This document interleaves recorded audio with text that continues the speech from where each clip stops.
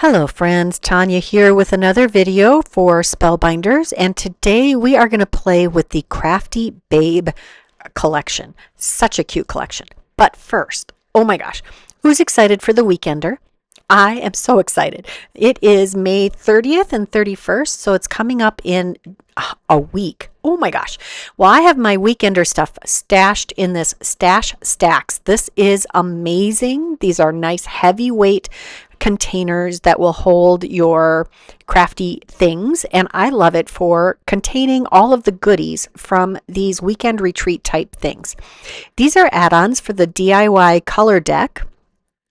I showed you some of the dies and stamps and coordinating dies for those. This is the Villa Tiles stencil. Now, some of these products you may see in the coming soon section. They're going to release in June. So if you didn't get the Weekender collection or the Weekender box, the class, then you'll be able to buy some of these products otherwise.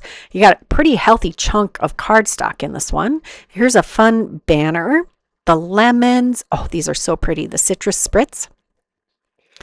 That is one of them that is releasing later. This is the little book that comes with the Weekender. And some rub-ons, which I don't think those are going to be available separate, but they are so pretty. Lots of color inspiration there for me. A beautiful stylized sun. And I've been on a few cruises in my life, so this kind of, yeah, that brings all the fun feels, this deckside dreams. I'm loving that. This gorgeous doorway. This is all themed on the Amalfi Coast in Italy. Gorgeous. I just looked up some pictures. Yeah, makes me happy just looking at those photos. Here's a gorgeous embossing folder called Lemon Fresco. And in the kit, there are also 3 vellum sheets. These are 8.5 by 11 vellum sheets that are themed for this. And believe it or not, all of this stuff fit in the smaller, the thinner of the craft stacks. These are amazing. The smaller of the 8.5 by 11 ones. Oh, this is the Just Saying collection. This came out, I think, I don't know, February, and I haven't used any of these papers yet, but they fit in this 12 by 12 craft stack. Stash stacks. And there are 3 packs of the Stash Stacks collection. This is the Crafty Babe collection, and I didn't put it in the 12 by 12 yet because it has a strip at the top of each of the pattern papers that makes it a little longer than 12 inches.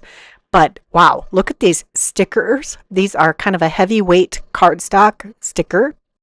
And then there are 6 double-sided cardstock pieces here, or pattern papers. There's the word I'm looking for.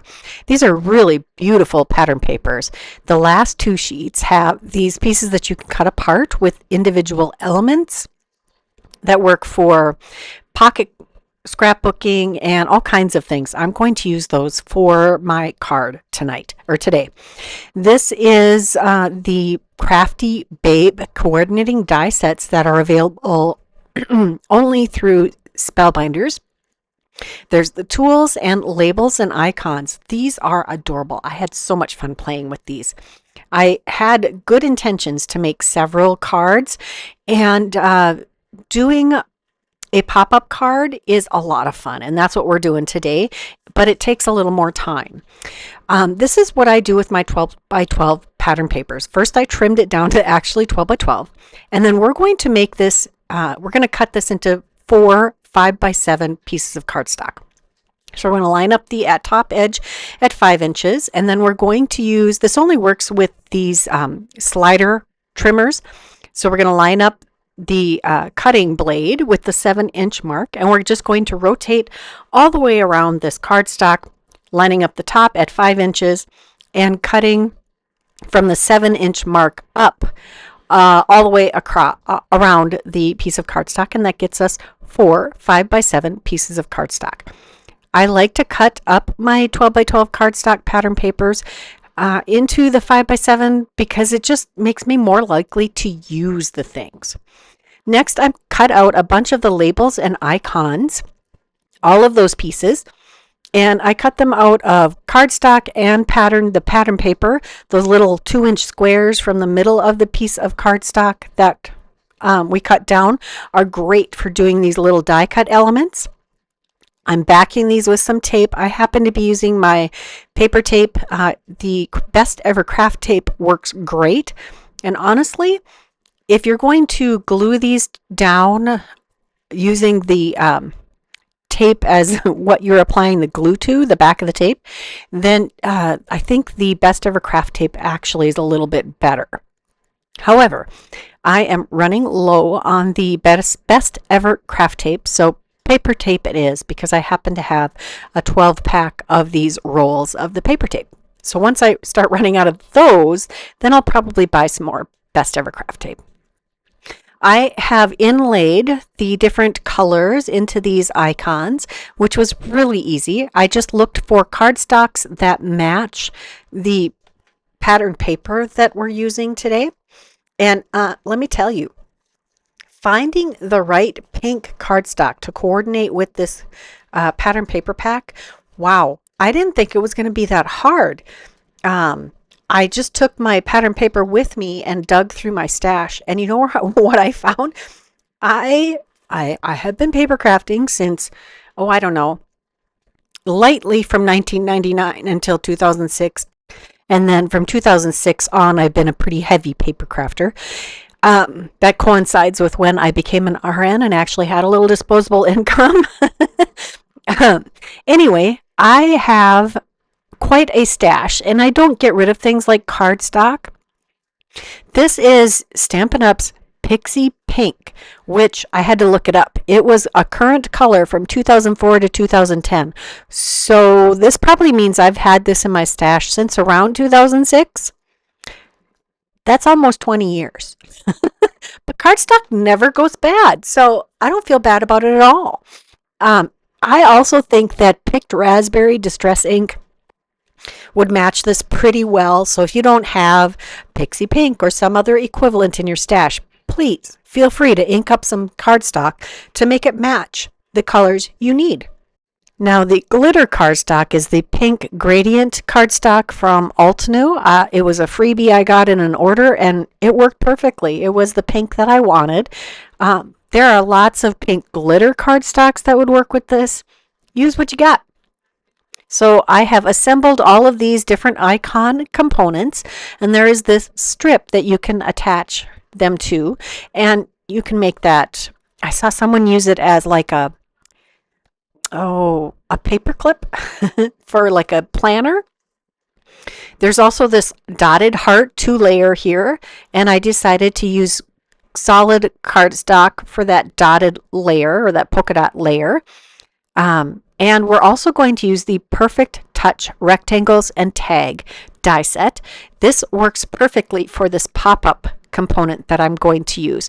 I actually found one of these dies that frames these images that I cut out of that cardstock or the pattern paper.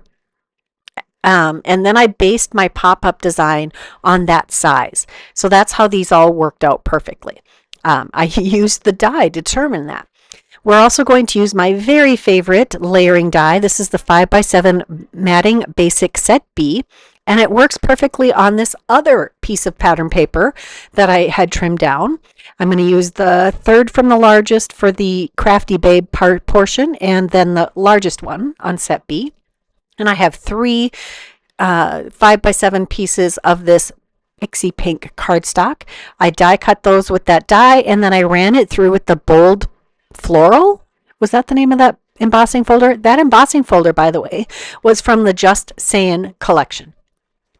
Now we have our piece of cardstock for the pop-up. This is 3 3/4 by 10 inches, and then I scored it in quarters. So 2.5 inches, 5 inches, and 7.25 inches. And we'll just crease those really well. Your middle fold needs to be a mountain fold for this to work properly in your pop-up card. Now we're just going to adhere all of these components to this piece. This is the part that's going to pop up and be in your face and be just glorious. So I'm just going to center each of these panels up. The die actually cut these pieces to 3.5 by 2.25, I think it was. Yeah, 3.5 by 2.25. So they fit perfectly in these panels with a little bit of framing around each of these elements. Now I am making a 5x7 card, which is how I get away with such a long strip here for the pop-up. I love to make 5x7 cards. You probably already know that about me. And you can buy, I think it's Lawn Fawn sells a pop-up die set that simplifies this, but it is sized to fit a 4.25 by 5.5 inch card, and it's kind of limiting. So I found a way to do this myself. We're going to start with a 2.25 by 8 inch strip, and we're going to score that down the middle, the long way. That would be 1.125 inch. Now we're going to use our lines here to mark 2 7/8 and 5 1/8. And then we're going to make a X in the center with those markings. I am doing the pencil lines because it helps line things up on my scoreboard. I'm also using this scratch of piece of paper to make sure I am in the same scoring channel all the way down. Can be a little confusing. These are 1/8 inch markings, and I am lining that all up and creating a scored X in the middle. Now this is important. This is the main portion of our mechanism. It's pretty simple to do. Now, because this is going to be in my card and I don't want pencil marks there, I erased those quick. And with my latex allergy, can you believe it? I found latex-free erasers. That made me so happy. I bought a large pack, like a 100 count pack of eraser tops. Love it. Plus they're white and they don't leave any funky marks. Loving it. So we're going to crease all of these score lines in both directions. Now your goal is to get these two legs extending from this triangle. So I recommend that you hold it with the point towards you, the middle point, and then fold your legs in. Now for gluing, we're going to add glue on the same side in opposite corners, catty corner from each other. And the best way to line this up is to mark the center of your long side. This would be 4 inches for me. Now I thought I would get away with not having to flip this over. I should have marked this before I glued it. And later you're going to see another way that this would work out, but you know, it's all good. It's all good. So I'm adding glue to those two opposite corners, and I found it's best for me to center this on the back of our image component. I did forget which corner I glued there for a second. Just going to add some good pressure until that glue holds. And then we're going to test out our mechanism. So yeah, I'm trying to fiddle with it in the back, but honestly, all you have to do is fold your ends up and look at that. Oh, I love it. It's so fun. Who can resist a pop-up? I can't. So we're going to take our 5x7 card base here, and we have our embossed panels that we're going to put on the inside of our card. Now, personally, I think a pop-up card needs a little extra reinforcement just because it has all of this stress going on. I like a good, solid card base. So I have a 100-pound card stock for the white 5x7 card base, and these are like 80-pound-ish cardstock inserts that we're putting on the inside with the embossing. I wanted the embossing to just add some texture and interest. I don't like to just glue plain cardstock on the inside. Now we're lining up our pop-up mechanism, and I see that the ends of our pop-up mechanism could extend past the edge of the card. So I just snipped the tip off of that triangle, and you know what? That's where you can do all of your fudging if you need to get this to fit inside your card. You don't need that entire triangle to secure to the card. You could probably trim half of it away and still have an effective pop-up card. So if you find that your mechanism is just a little too long to fit inside the card when it's closed, do a little trimming. Now that I have glued the first triangle to the inside, I add glue to the other triangle, close it, and add some pressure till that glue sticks. Now we're going to start decorating the outside of the card. We've got our other panel of embossed pink cardstock. We'll lay that down. I did put some extra cardstock scraps behind this layer because, you know, I have to have that just little bit of dimension. It adds so much in my to how it looks. It's just a very small thing, but that extra layer of cardstock behind the matted layers here makes a big difference. So now we have our Crafty Babe front, and I'm going to take some of these icons, which I added extra cardstock scraps behind also. All that pink glitter, I love it. I'm glad I made all kinds of these little icons so I could use lots of them on this card. They're great embellishments. I didn't even break into the sticker pack, and I could have, but I wanted all of this extra dimension and glitter. Yeah, I'm just, we know I'm kind of extra. It's fun to really jazz things up from these pre-printed collections. So there we've got the icons added to the front. Now it's time to dress up the inside even more. We've got this really fun pop-up mechanism with all of these components that were pre-made that all we had to do is cut out. And now it's time to add some of our extra special touch. I'm going to add these little icons. Now keep in mind that you can add things on the long side of this pop-up pretty much to your heart's content. They're going to, for the most part, fit within the card when it folds up.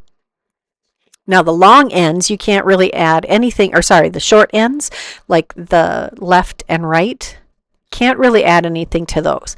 I do make sure that I'm not overlapping any of the creases because that would interfere with this collapsing. But I'm adding all of these fun icons popping out all over the place. You could even do some extended arms to these pop-ups. There's so much you can add to a good pop-up card. So fun. Loving that. Just going to add a little extra pressure on there to make sure all of those stick right. And then we're going to take this heart that we made at the beginning and center that on the top portion of this card. All of these extra pieces. This is what makes a pop-up card take a little longer, but man, it's worth it in the end. I'm telling you, I'm loving these cards. All right, then we're going to take a piece of glitter cardstock that we cut with the sparkle icon, and I'm not even going to do anything on the inside of this. We're going to take this strip that's designed to have one of the icons glued right to it. This is a great sentiment strip. I started to talk about that earlier. There are no coordinating stamps that I saw for the Crafty Babe. We're going to use the real sentiments. We've got real color. I think it was real color. This one says, "Happy birthday, let's celebrate." No. What's it say? It says, "Let's capture the joy." I have glimmer foiled this set. Letterpresses or glimmers, several sentiments all at once, and also has coordinating dies that die cut all of them.